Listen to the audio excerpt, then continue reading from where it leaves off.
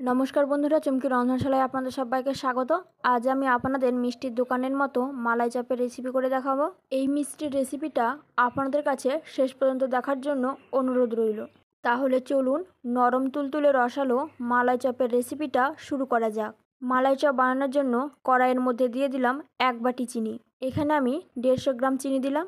এখানে আমি যতটা চিনি নিয়েছি তার 3 গুণ জল ব্যবহার করছি, মানে 450 ml এর মতো জল দিয়ে দিলাম। এবার সমস্ত কিছু একসাথে মিশিয়ে নিতে হবে আর চিনিগুলো মেল্ট হওয়ার জন্য অপেক্ষা করব।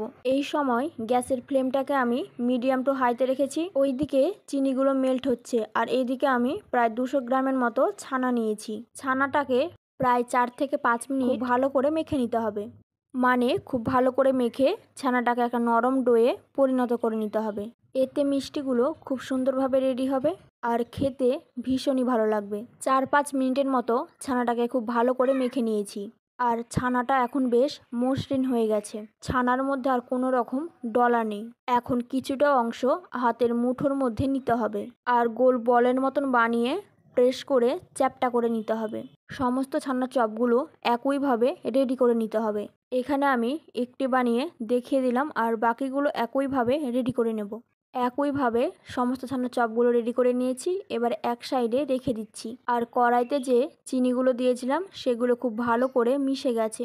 চিনিগুলো খুব ভালো করে মেল্ট হয়ে গেছে। এবারে সমস্ত ছানার চপগুলো দিয়ে দেব।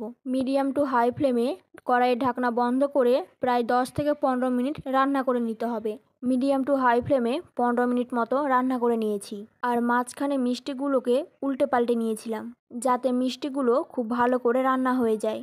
মিষ্টিগুলো খুব সুন্দরভাবে রান্না হয়ে গেছে আর সাইজেও বড় হয়ে গেছে। এই সময় গ্যাসের ফ্লেমটাকে বন্ধ করে দিতে হবে আর এই মিষ্টিগুলোকে চিনির রসের মধ্যে 10 থেকে 15 মিনিট রেখে দিতে হবে। এতে মিষ্টিগুলো চিনির শিরাটা আরও বেশি সোপ করে নেবে। 15 মিনিটের মতো মিষ্টিগুলোকে চিনির শিরার মধ্যে রেখে দিয়েছিলাম। এবারে মিষ্টিগুলোকে চিনির শিরা থেকে তুলে একটা প্লেটের মধ্যে তুলে নিচ্ছি আর চিনির শিরাটা এভাবে ঝরিয়েই শুধু মিষ্টিগুলোকে তুলে নিতে হবে। সমস্ত মিষ্টিগুলো তোলা হয়ে গেছে আর কড়াইয়ের মধ্যে যে বাকি চিনির শিরাটা আছে সেটাকে একটু গরম করে নিতে হবে। এবার এই চিনির শিরার মধ্যে দিয়ে দিলাম 50 গ্রামের মতো গুঁড়ো দুধ।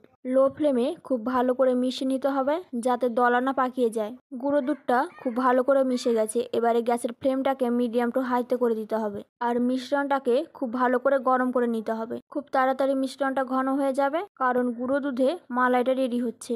প্রায় 2 মিনিটের মতো রান্না করে নিয়েছিলাম। আপনারা দেখুন মিশ্রণটা এখন ঘন হয়ে মালাইতে পরিণত হয়ে গেছে। 2টো এলাচ দিয়ে দিলাম, এতে স্বাদ ও গন্ধটা খুবই ভালো আসবে। দিয়ে দিচ্ছি এর মধ্যে 2 চামচ পরিমাণে কেশর ভিজানো জল। আপনারা চাইলে এখানে ফুড কালারও দিতে পারেন, এতে করে মালাই চপ মিষ্টিগুলো দেখতে ভীষণই ভালো লাগবে। ফ্লেমটা অফ করে দিতে হবে। মালাইটা রেডি হয়ে গেছে। এবার এই মালাইটা যে ছানার চপগুলো রেডি করে রেখেছিলাম বা যে ছানার মিষ্টিগুলো রেডি করে রেখেছিলাম তার উপর পুরো মালাইটা দিয়ে দিতে হবে আর এইভাবে কিছুক্ষণ রেখে দিতে হবে যাতে মালাইয়ের মধ্যে থেকে মিষ্টিগুলো খুব ভালোভাবে নরম হয়ে যায়। প্রায় 10 মিনিটের মতো রেখে দিয়েছিলাম। এখন মালাই চপ মিষ্টিগুলো একেবারে রেডি। বাড়িতে আপনারা বানিয়ে দেখতে পারেন, খেতে ভীষণই ভালো হয়। বানানো একেবারেই সহজ। আর আমার আজকের এই মালাই চপের মিষ্টির রেসিপি আপনাদের কেমন লাগলো অবশ্যই আমাকে জানাবেন। ভালো লাগলে লাইক ও শেয়ার করার অনুরোধ রইল। আমার চ্যানেলের নতুন বন্ধু হয়ে থাকলে চ্যানেলটি সাবস্ক্রাইব করে নেবার অনুরোধ রইল। পাশে থাকা বেল আইকনটা অবশ্যই প্রেস করে দেবেন, কারণ আমি চ্যানেলে যখনই কোনো নতুন রেসিপি শেয়ার করব নোটিফিকেশন আপনাদের কাছে পৌঁছে যাবে। আজকের মতন এই পর্যন্ত। আবারও হাজির হয়ে যাবো নতুন কোনো রেসিপি নিয়ে। ভালো থাকবেন, সুস্থ থাকবেন। ধন্যবাদ।